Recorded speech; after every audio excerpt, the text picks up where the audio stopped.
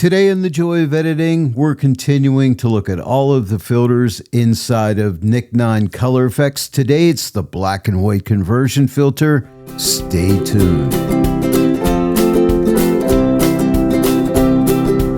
Hello everyone and welcome to the Joy of Editing with Dave Kelly. In my last video, we worked with Nic Silver Efex, and today we're staying in the black and white world. But this time we're using the black and white conversion filter in Nic 9 Color Efex. I'm going to show you how to build a stronger black and white conversion by stacking a few supporting filters along with the black and white conversion filter. We'll use HSL to fine-tune the color response, then add tools like Selective Tone, ClearView, Film Grain, and global adjustments to build a more polished black and white starting point. Then I'll show you how to save this filter stack as a preset with no adjustments applied, so you'll have a clean black and white starting point ready to customize for each image. Now, before we get started, DxO has a new summer sale going on from June 15th through July 10th. New customers only can save 20% off any DxO software by using my promo code KellySummer2026. My links are in the video description, and when you use them, I make a small commission, which helps support my channel, and I really do appreciate it. Well, let's go ahead and dive right in. I'm starting out here in Photoshop, but you don't have to begin from Photoshop. You can also launch Nic Color Efex from Lightroom Classic, DxO Photolab, or use it as a standalone application. The main thing is the workflow we're building today using the black and white conversion filter along with a few supporting filters to create a flexible black and white starting point. Here we are in Nic 9 Color Efex. Now the filters are over on the left-hand side under filters, and we have a lot of filters in here as you can see, but they're all in alphabetical order. The black and white conversion filter is right at the top, or you could just come up here to the search bar and type BW. You'll find it quick, but it's right here. Click the plus, we'll go ahead and add the black and white conversion filter. Now this filter is pretty easy to use. There's a drop down, which I'll get to in a second, but first off, I want to show you right here. We have filter color. Now, whatever color you choose, that color will become lighter in the black and white conversion, and its complementary color becomes darker. So if we click on compare, we can see in the rocks we have some red in there. So they're going to be lighter if you choose those red rocks. Their complementary color, for instance, cyan, would be darker. I always start with this filter color slider, and it goes from 0 degrees up to 360. So all you do is look at your image, don't look at the slider, and drag that slider along. And whenever you get a look you like, stop at that point. And for me, for this image, I stopped at 236 degrees. Now you have a strength adjustment here, which I'll get to in a minute, but I want to come back up to the drop down. So we have three different types of black and white conversions we can do. We can do the black and white conversion, which is the one I'm doing today, and I'll adjust these other sliders here in a minute, but we can also click the drop down and you could click on tonal enhancer. It's a different type of black and white conversion, and the sliders change a bit here because now you'll notice we still have strength and brightness, but we also have method. You have different methods. This is a drop down. So this is method 1. Let's click the drop down. We have method 2 and we have method 3. Let's go back to method 1. So if you chose method 1, then you could adjust the strength for that method.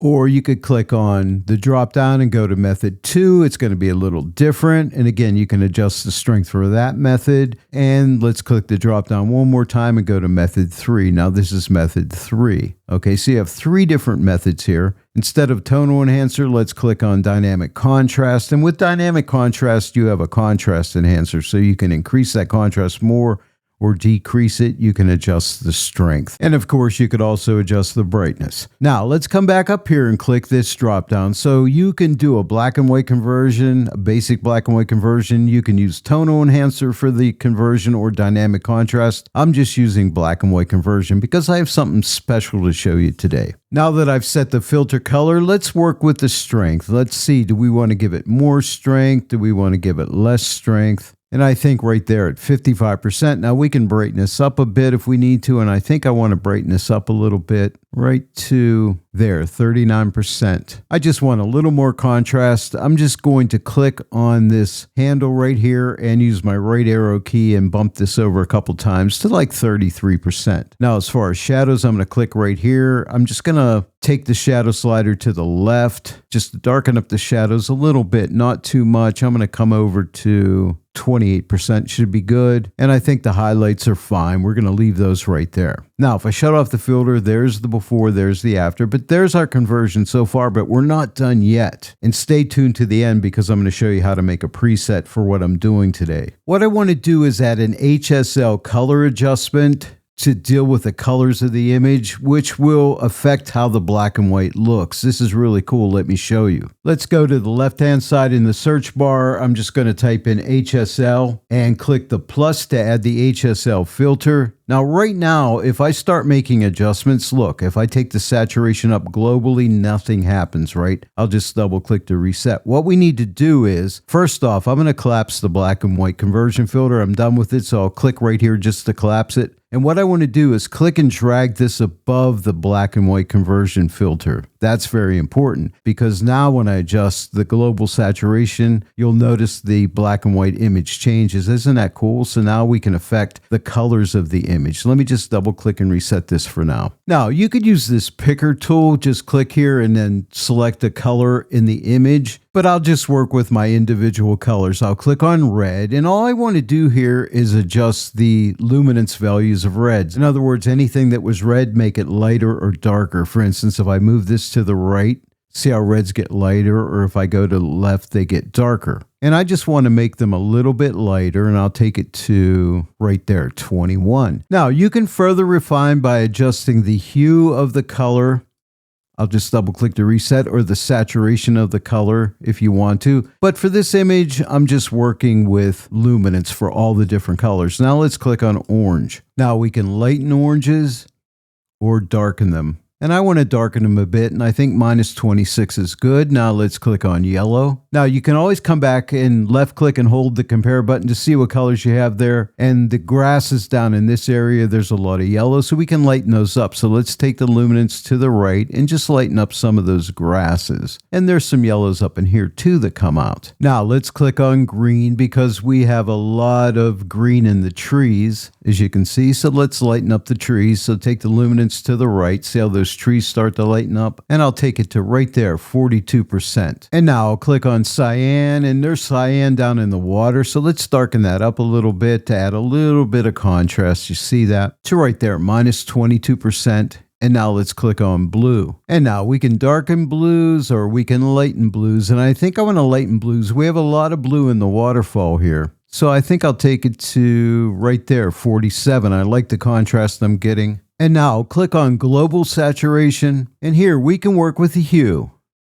See how we can change the hue of the entire image and just drag it and stop where you think it looks good. And I think I like it right here at 7. Now you could play with the saturation if you want to. I'm just going to double click and reset. But what I liked was adjusting the vibrancy. So I took the vibrancy to right there at 25%. Isn't that nice? It really helps the black and white conversion. Now, let me come up to HSL and toggle this off. This is before HSL, and this is after. A pretty nice improvement on this black and white conversion just by affecting the colors of the black and white conversion. What I want to do next is work with the tones of the image, and I'll use the Vivesa Selective Tone filter. So come up here to the search bar and type in Selective, and you're going to see Selective Tones Vivesa. Click the plus to add it, and it adds it down below the black and white conversion, which is fine. I'll click right here in HSL just to collapse it, just to keep things neat and orderly. And now we can work on highlights, midtones, and shadows. Let's start with highlights. I think I want to open up the highlights a little bit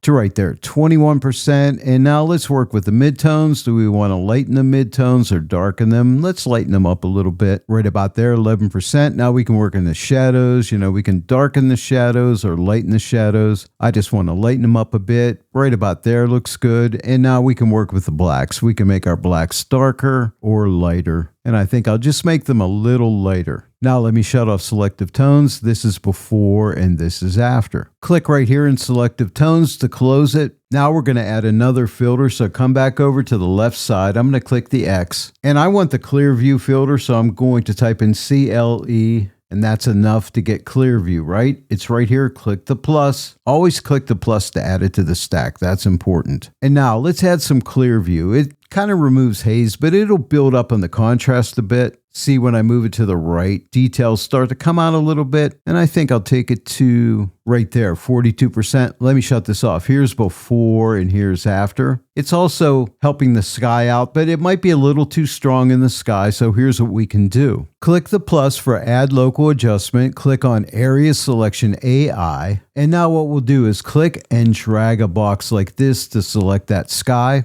If I hover my cursor over the image, you can see we've selected the sky only, but the problem is it's only in the sky. It's not in the foreground area. So what we need to do is, you see this opacity adjustment right here? Drag this the whole way to the right. Now we've added it to the foreground area, right? Now we can ease it off the sky by taking this opacity, and if I drag it the whole way to the left, I've taken it out of the sky, but now I can build it up slowly and stop where I think it looks really natural. And I'll just back it off a bit. So I'll take it up to maybe right around there, like 73%. Okay, now let me shut off ClearView. Here's before and here's after. Click here to collapse ClearView to keep things neat and tidy. Come over to the left. Come up to the search bar. Click the X. Let's type in grain. Grain. And there's film grain. Click the plus to add it. I'll click the 1-to-1 button to zoom in to 100%, and let's add some grain. Now, if you take grain per pixel to the left, you're going to add grain. You see all that grain in there? You don't want to go too crazy here. Just add some grain in there. If you want to, you can leave this step out if you're not into grain. You can adjust how hard the grain is or how soft the grain is. I want my grain maybe a little bit harder, maybe right around here. Click this button to zoom out and fit to screen. Now let's work with film contrast. See, that's adding a little bit more contrast, so you can do that if you want to add a little bit more film contrast. You can adjust shadows and highlights if you want to, but I think I like it. But we just have that little bit of film grain in there, which makes the black and white conversion look more film-like. I want to add one more filter. Click right here in film grain to close that group. Come over to the left side, click on the X, and just type in global. What I want is the global Vivesa filter, so click the plus. And all I want to do here is add a little bit of overall brightness to the image, not too much. I think right there, 10%. Let's add just a little contrast to the overall image, like 24%, and I really like this. And that is basically it. So we started out here with this color image,